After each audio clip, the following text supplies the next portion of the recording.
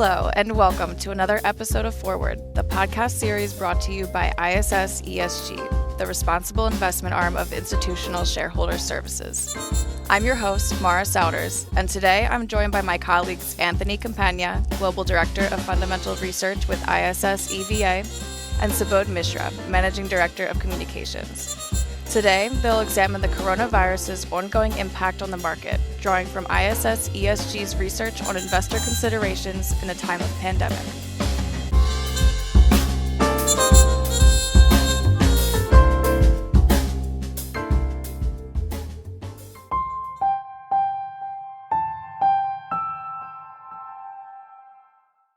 Ladies and gentlemen, let me welcome you to today's podcast. My name is Subodh Mishra. I am with the ISS Communications team, and I am pleased to be joined today by Anthony Campagna, who is head of Global Fundamental Research at ISS EVA, a unit within ISS ESG.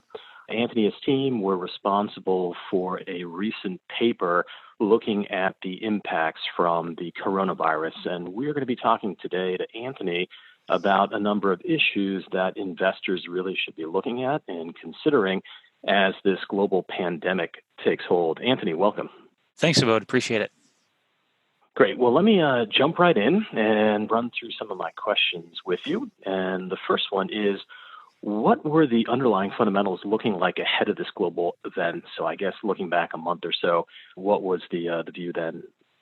Yeah, broadly speaking, global markets were a little bit extended heading into 2020. We had a healthy run across kind of global growth through 2019. And not that we were, pounding the table that things were too extended, but we were cautiously optimistic that growth was going to persist, and all things equal, low cost of capital levels were supporting good fundamental expansion. So, if we can use hindsight as 2020 to start the year, things were in a pretty decent spot, and then kind of hit with what we are now, deteriorated quite quickly. Right. So this pandemic has really turned the market on its head. And in that regard, what industries would you say have been most impacted thus far by the coronavirus? I mean, it's been very wide in terms of the reach and kind of scope of what's been affected, but we've focused in on a few kind of key fundamental areas that really center around travel and hospitality. We saw kind of the response out of Asia and what had happened with quarantine and kind of lockdown and how that impacted consumer behavior. And now that that's spread with the move of the virus, hospitals, restaurants, airlines, and kind of the cruise industry are some areas that we're seeing really, really impact in a meaningful way because their end user and end consumer are really limited in their day-to-day activity. Right. And I know that's what your paper looked at recently, the cruise line industry in particular. If you look back, Anthony, doing this for a while, but is there any roadmap for handling something like this based on precedent? Is there something essentially that our listeners can, look back on to try and understand what may be ahead over the coming weeks and months? We've definitely taken a look back, other global pandemics like SARS and MERS, they didn't have the reach that coronavirus has at this point. So it's not a kind of perfect comparison. But one area that we are looking at that, is topical is the Great Recession of 08 and 09, where the demand curve really, really shifted. And, structurally, this is a bit different than that in that we're having supply side and demand side disruptions.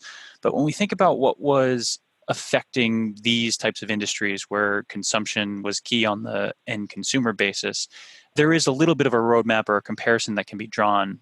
Airline miles flown were down, cruise ship utilization rates were very low. And, what was really powerful, and kind of this goes back to that first point that I started with, was the fundamentals in a few of these industries had really markedly improved from where it was even 06, 07 before the crisis to where it was today, in 19 and 20 before this incident. So we started in a healthier place. And, not that that's a glimmer of hope, but it does give us a little bit of confidence that these businesses had done a really good job managing their fundamentals to get to a place of sustainable profitability so that an issue like this doesn't necessarily mean forced bankruptcy or kind of forced liquidation like it did in 08 and 09 in many instances. But it does really create this fundamental pressure around zero or negative sales growth environment at this point, the foreseeable future. It's an interesting contrast, Anthony. Thank you for that.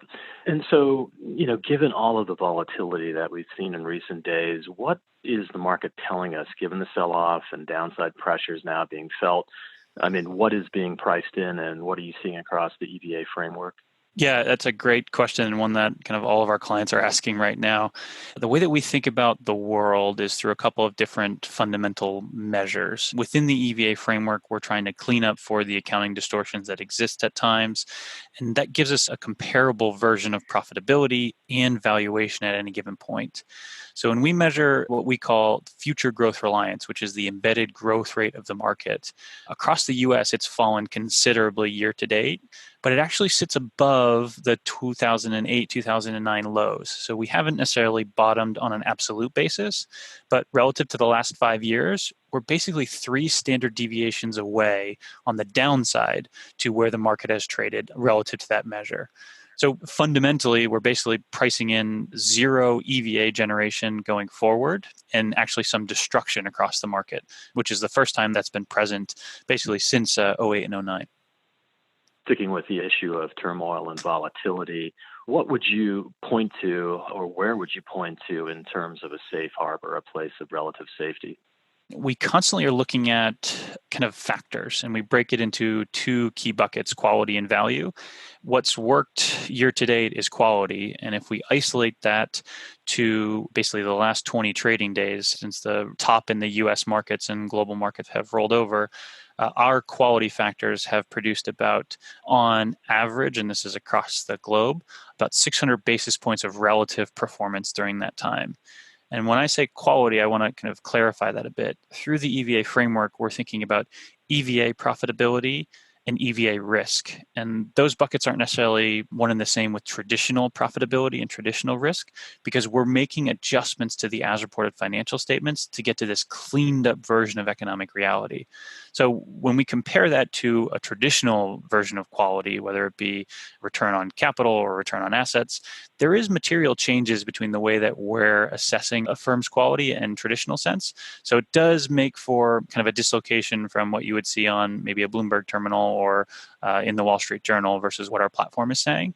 But broadly speaking, the market is paying for or finding safety in high quality businesses with safe balance sheets, so low leverage, high coverage, high free cash flow rates that for the most part are just looking to weather this storm, as opposed to anywhere that presents high risk, high leverage, maybe some debt head walls that are coming forward.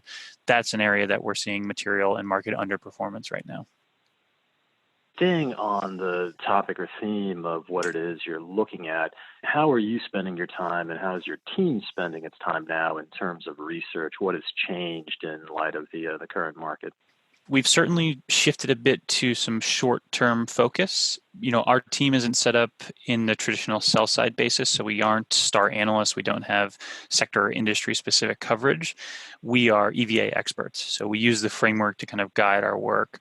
And what we've seen is a lot of very short-term dislocations, whether it be material downside pressure, so stocks that have gotten kind of priced much lower today versus even the last 2 and 3 months, where we're seeing potential opportunities. And then at the same time, looking more at a macro basis to understand where the broader markets are being priced, what's the expectation going forward on growth and profitability, and how that relates to those previous scenarios we talked about.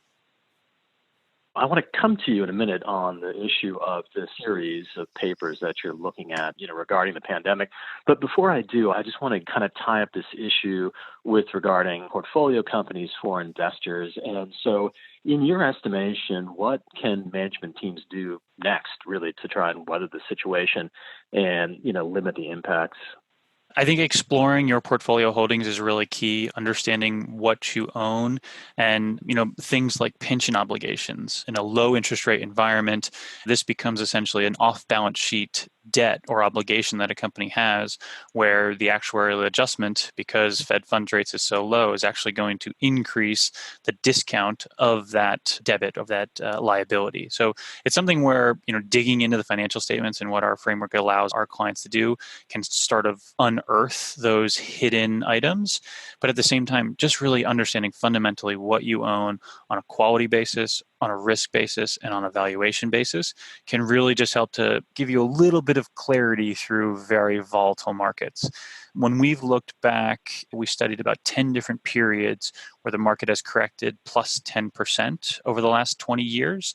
And in each one of those periods, we studied during the correction, 3 months, 6 months, and 1 year post the market correction to understand what factors through our lens generated outperformance. And in each period, that quality factor was what mattered most. There was some, factor rotation, very bottom of the market, you do see value kick in, right? There's some floor to the fundamental quality of assets that can be priced. But broadly speaking, owning high quality businesses during times of market turmoil and market correction has generated sustainable alpha going back to 1998. So just to close out here and getting back to the publication you put out on March 16th, looking at the pandemic and the impact on the cruise line industry in particular, what is next in that series of papers, Anthony? So we started with the cruise industry just because of kind of the way those stocks have reacted, down potentially in some cases 80% year to date. But we're focusing on airlines next. And I think after that, we're going to stick with this kind of theme of hospitality and travel, looking at some hotel operators and restaurants, broadly speaking. And the focus there is really around a couple of different factors. One is kind of what's being priced in. Right? These are still fundamental businesses. We can understand the assets they have in place and what's being expected in terms of the forward-looking cash flows. And then two, overlaying the ESG expertise that we have in-house at ISS to really understand kind of how or what these businesses are doing or how they're positioned to potentially weather these types of events. So thank you very much, Anthony Campagna, Global Head of Fundamental Research at ISS EVA. We look forward to speaking with you again. Great. Thanks, Subodh. Thank you, Anthony and Subodh, for your insights into the pandemic's impacts on the market. For more details on this episode's topic, be sure to download both our podcast as well as the corresponding thought leadership piece from our website at iss-esg.com. For questions, feel free to reach out to our experts via email at podcast@iss-esg.com. That's all for now. Thanks for listening.